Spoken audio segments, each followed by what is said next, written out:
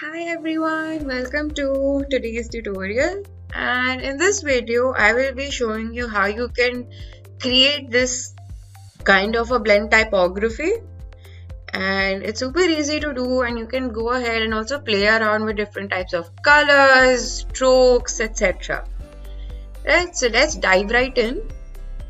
And okay, so for this video I have already opened up a new document which is 1000 by 1000 pixels, but you can go ahead and open any size of document you like, but I would recommend that you open a document size which is a little big, so that when you're doing this kind of typography you have enough space to work with, right?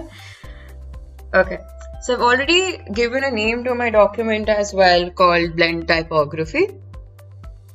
So let's dive right in. The first thing I'm going to do is to make our text. So I'll choose this type tool and click on my document right here. So we do not really need this dummy text that comes up. We can go ahead and delete that and type in any word you want to, preferably one word. So let's type in the word courage, and I'll zoom in on this. Okay, so I'll select my text like that, and I'll choose a font first.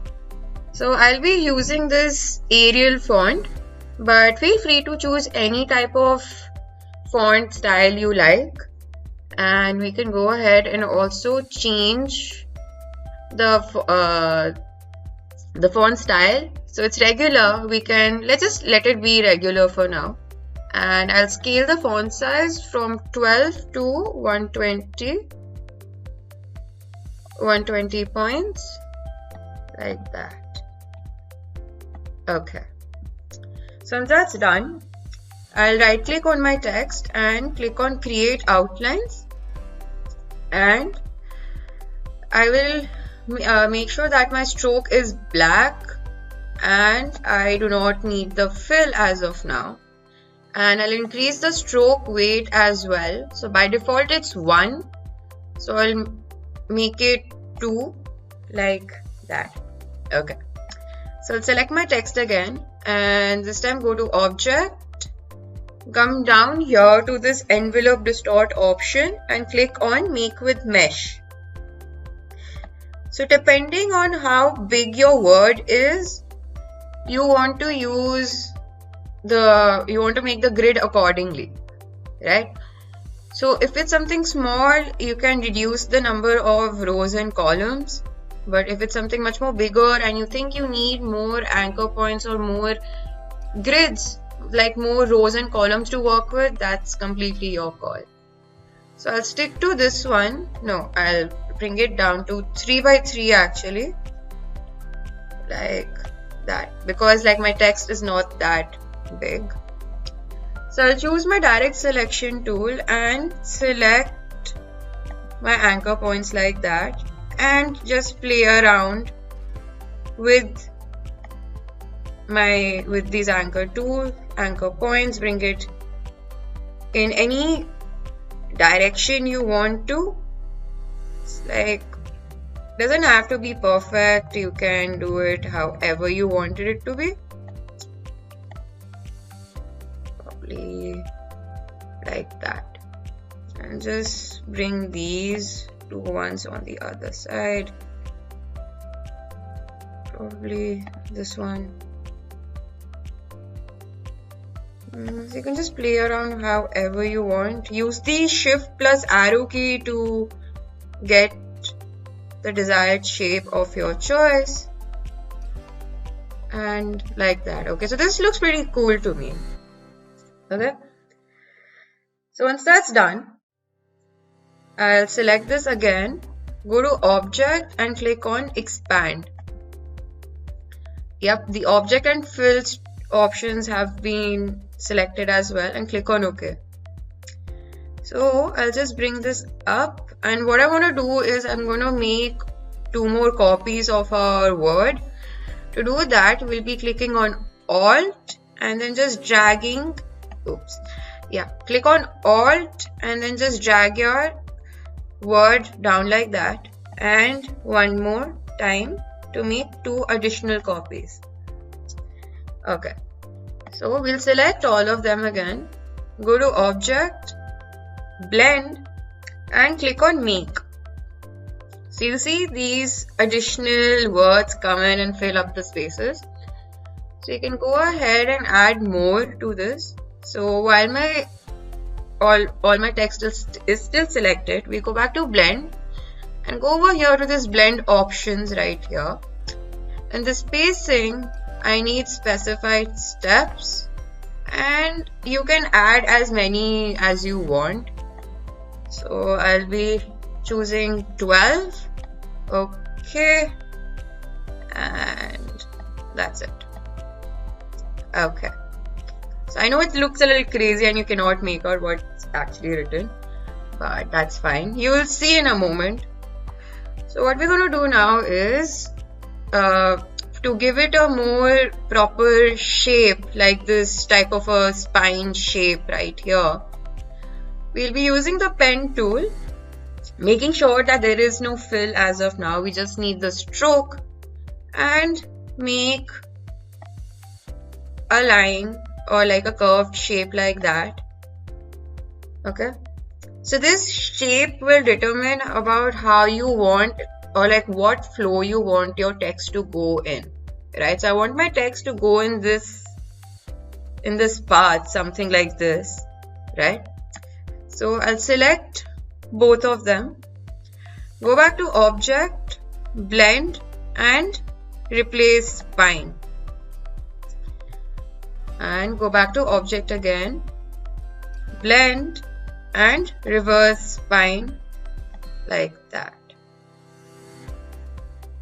Okay, so I know it looks a little crazy, and because what we are going to do now is that I'll go ahead and make a second copy like that. Oops, just click copy paste and go to the Pathfinder tool and select on trim. Okay, just make sure that everything is selected. If that happens, that's okay. What we are going to do is probably just bring down the stroke size, stroke weight. It was 2, let's bring it down to 1 probably, or we could just go ahead and fill it in with different colors.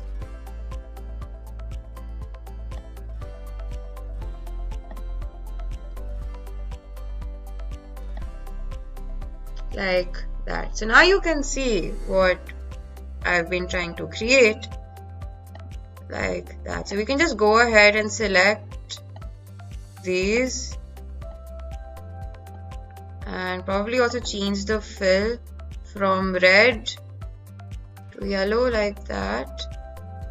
Okay, so now you can see we can select a bit from the back as well, and also change the fill from the back. Let's change it into a nice dark purple shade. Okay. So you can just play around with the fill, or probably you can make different variations about however you wanted it to be.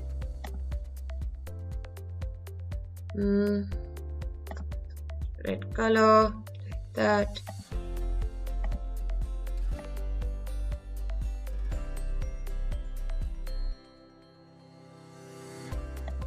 Probably add a gradient as well.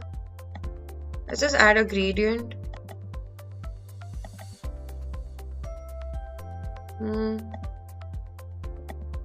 Like that. And there you go. So you can go ahead and also add in the fills however you like. play around with the stroke if you wanna, and like that. I like the first one better. It's like that. So it is a little tricky to actually fill it in with different colors, but you get the idea, right? So let's go ahead and also save our file. To do that, we'll be clicking on File and clicking on Save As. So by default, our file name would be Blend Typography and our Save As type will be Adobe Illustrator file.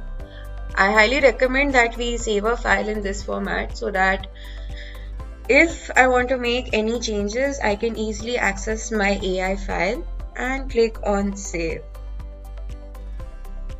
And OK. So that was this. So I hope you found this tutorial to be useful, and with a little practice you can also try out the same effect with different words or different colors, add gradients, however you like. So thank you for watching and keep practicing.